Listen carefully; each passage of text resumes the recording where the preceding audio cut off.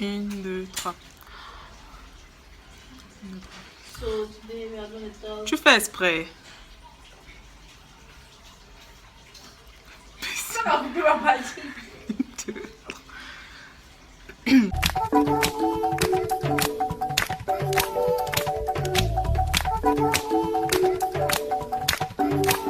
Donc aujourd'hui, je vous retrouve pour parler de la polémique de Beyoncé avec l'Afrique.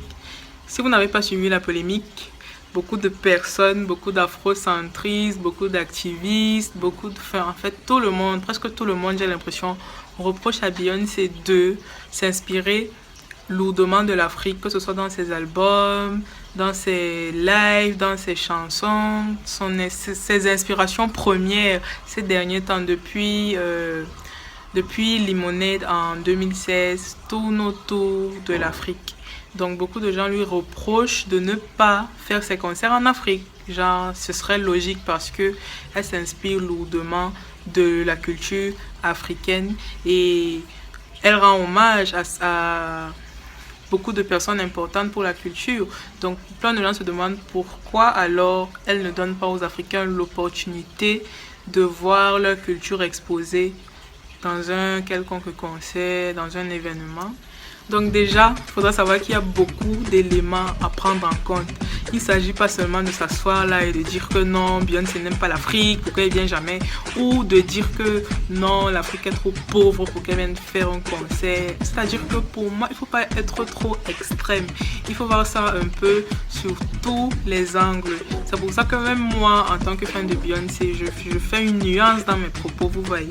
Je ne prends pas de côté formel, donc du genre, si Beyoncé ne vient pas en Afrique, c'est parce qu'elle n'aime pas l'Afrique.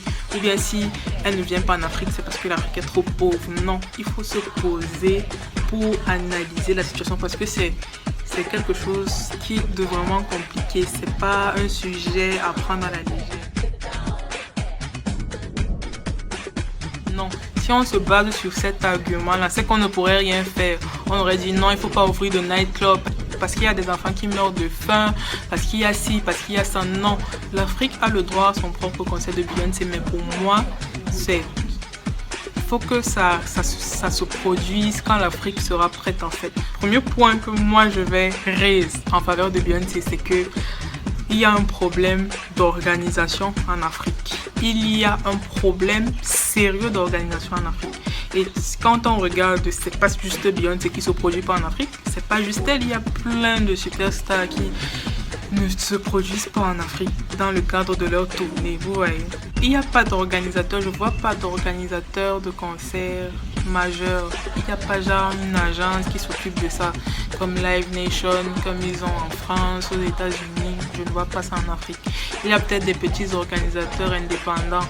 Donc ils peuvent faire venir Davido, MHD, des trucs pas compliqués, je vais dire ça comme ça.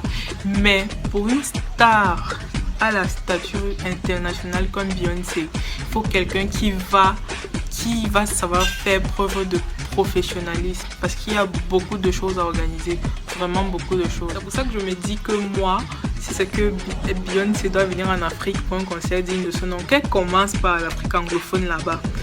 Par exemple, un pays peut-être comme l'Afrique du Sud, le Nigeria, pourquoi pas, le Ghana, qu'elle commence par là-bas. Et je pense que là-bas, ils ont une meilleure éthique. Parce que nous, ici en Afrique francophone, je vous jure qu'il y a encore beaucoup de travail à faire. Deuxième point, c'est que si Beyoncé vient en Afrique, c'est-à-dire que si on veut voir Beyoncé en tournée, si on veut voir un vrai concert de Beyoncé, pas un concert qu'elle aura fait par charité, il y a toute une team, il y a des promoteurs, il y a des gens à faire voyager, il y a des danseurs, il y a des backup singers, des backup dancers, il y a des camions, il y a des avions à faire venir, vous voyez. Donc c'est pas du tout une tâche facile. Ne croyez pas que Beyoncé va venir faire un concert dans un petit théâtre ou quoi que ce soit. Beyoncé, c'est pas non plus Zao ou je sais pas qui. Il faut respecter aussi la femme qui est derrière tout ça. Le truc aussi qui n'est pas bien avec nous, c'est que on se dit que comme c'est l'Afrique, elle doit faire la charité. Non. Si on veut un vrai concert de Beyoncé, si on veut un concert digne de ce nom, il faut que ce soit rentable. Il faut que les places soient prises parce que aucune star ne peut accepter de faire un flop. Vous voyez, là c'est quand même, ce sera quand même, disons par exemple, si elle vient en Afrique francophone, ce sera sa première fois en Afrique francophone. Et moi, je veux pas que pour sa première fois en Afrique francophone, elle flop. Vous voyez, ça va pas lui donner envie de revenir. La fiche de sa tournée, elle a repris le concept d'un ancien film sénégalais, un film culte. Et ça, je pense pas qu'elle ait demandé la permission parce que le fils de l'artiste en question, enfin le fils du scénariste, je crois que c'est un scénariste sénégalais, a dit qu'ils n'ont pas été contactés. Donc c'est un truc que les Afro-Américains aiment beaucoup faire, piquer dans la culture africaine sans donner de crédit.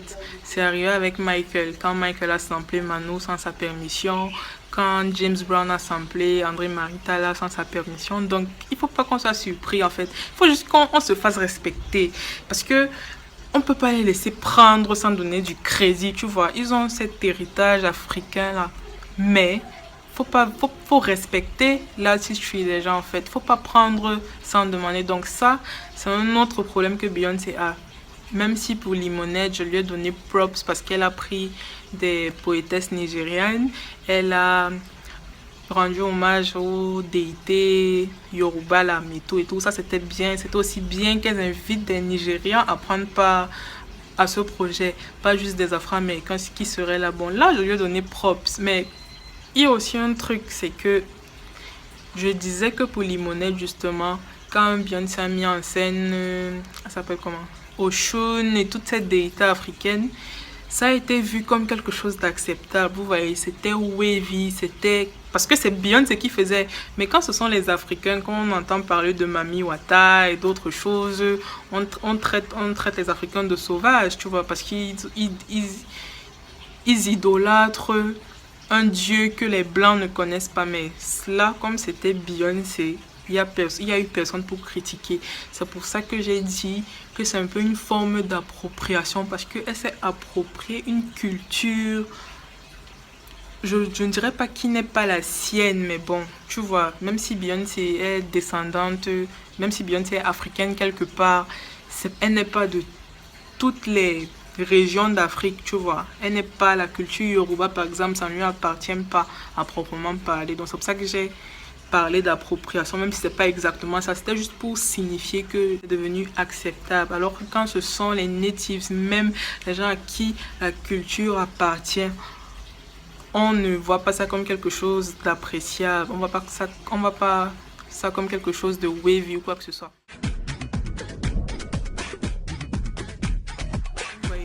Ce qui m'a déplu dans le débat, c'est que les gens ont ramené ça trop loin. Les gens ont trop poussé. Ils ont commencé à lui faire des reproches, genre qu'est-ce qu'elle a déjà fait pour l'Afrique, est-ce qu'elle a déjà fait la charité, est-ce qu'elle a déjà amené l'eau. Pour tout vous dire oui, elle a fait une campagne, elle a lancé une campagne d'eau potable au Burundi. Ça c'est déjà quelque chose. Même nos dirigeants là, je pense pas qu'ils fassent déjà ça, vous voyez. Donc ça c'est déjà quelque chose. Sachant qu'elle s'occupe déjà des Afro-Américains aux États-Unis, vous voyez.